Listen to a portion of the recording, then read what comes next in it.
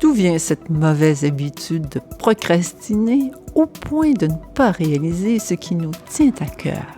Dans cet épisode, je vous présente 2 stratégies efficaces lorsqu'elles sont combinées pour obtenir des résultats plus facilement et rapidement.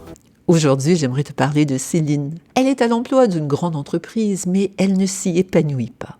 Elle aspire à devenir entrepreneur un jour, mais il est hors de question de troquer sa sécurité financière avant d'être prête. Céline en profite pour apprendre le plus de choses possibles avec son employeur et dès qu'elle a du temps libre, elle participe à des activités ou se forme pour créer un jour son entreprise. Bonjour, je suis Sylvie Gendreau, la fondatrice des Cahiers de l'Imaginaire et la cofondatrice de la Nouvelle École de Créativité. Bienvenue dans le podcast de la Nouvelle École de Créativité pour ceux et celles qui souhaitent développer leurs compétences psychosociales en mettant en place des systèmes ingénieux pour se simplifier la vie, être plus efficace et accomplir davantage sans travailler plus. Des astuces et des pratiques qui fonctionnent pour améliorer sa vie et ses projets en restant à la pointe des tendances. J'aime bien cette approche d'avoir un plan A tout en préparant un plan B. Il y a un risque toutefois que Céline ne s'épanouisse jamais dans son travail et n'ait jamais l'audace de se lancer. Cela est arrivé à plusieurs. D'ailleurs, ce qui ennuie Céline, c'est son sentiment de trop procrastiner et de s'éparpiller. Elle a raison. Il est parfois difficile de poursuivre 2 amours en même temps et de donner le meilleur de soi-même.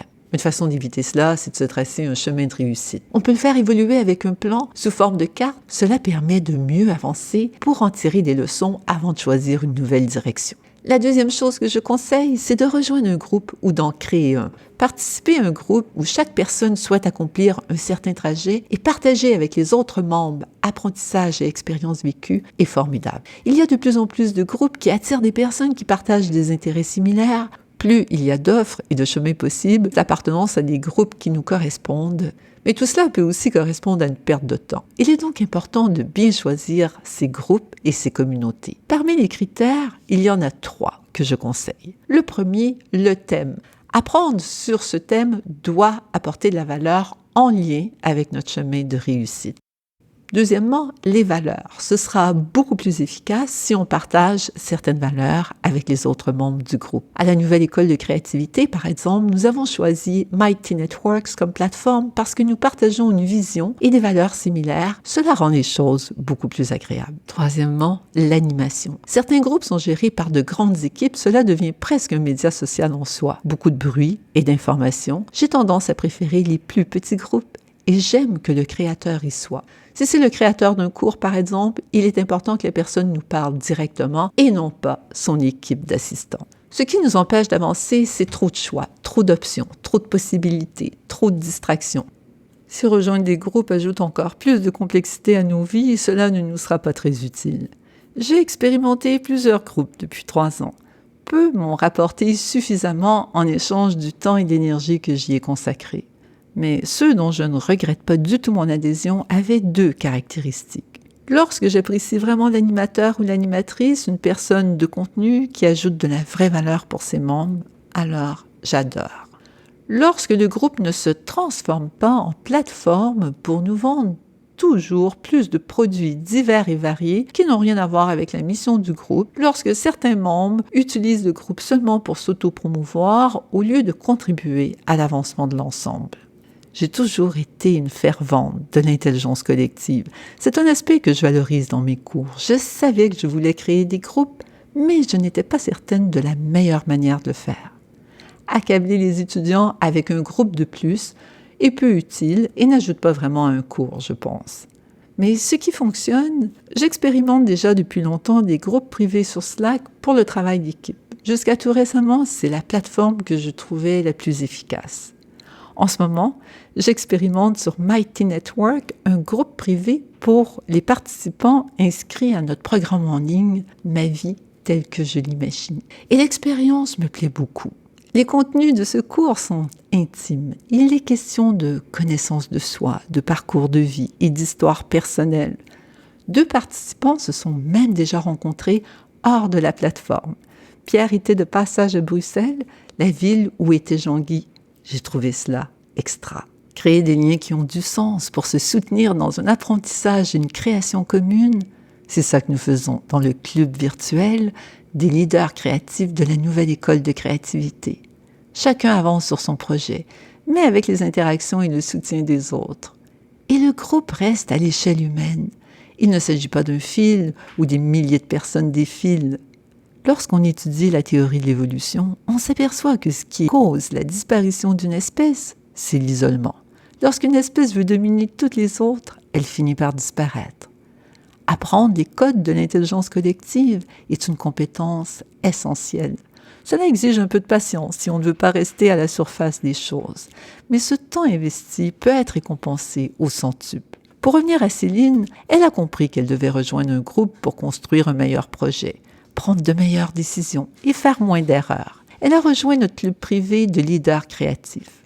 Mon conseil, cherche un bon groupe pour toi et rejoins-le. Essayer de faire seul retarde inutilement tes résultats.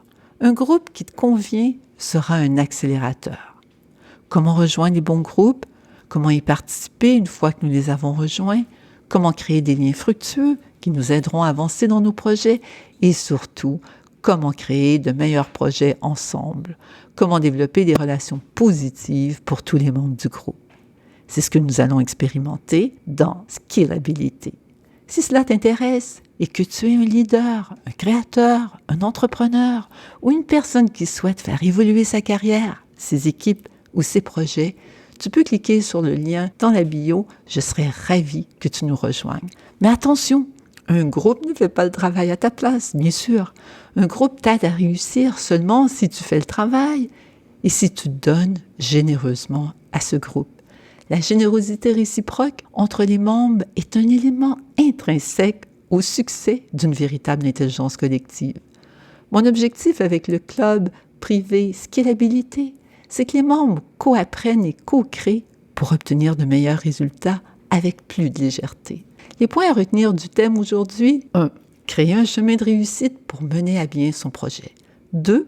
Créer ou rejoindre un groupe où les membres ont chacun leur trajet, mais co-apprennent et co-construisent pour de meilleurs résultats. Et finalement, pour choisir le meilleur groupe, s'assurer que la thématique apportera de la valeur à notre chemin de réussite, que nous partageons des valeurs similaires avec les autres membres du groupe et que l'animation est qualitative. Un bon groupe peut être un accélérateur pour réussir ses projets et sa vie. Pour télécharger le cahier d'exercices qui accompagne cet épisode, tu peux te rendre à www.lanouvelleécoledecréativité.com/balado/2 stratégies pour réussir ses projets. Pour aller plus loin, tu peux rejoindre Céline et les autres membres formidables du club privé de la Nouvelle École de Créativité, Scalability, www.lanouvelleécoledecréativité.com/Scalability. J'espère que ces deux approches contribueront à ta réussite. Si tu as aimé ce balado, merci de t'abonner et n'hésite pas à me laisser un commentaire ou à me poser tes questions. Je serai ravie d'y répondre dans un prochain épisode. On se retrouve soit dans le club privé de la Nouvelle École de Créativité ou pour un prochain épisode. À bientôt!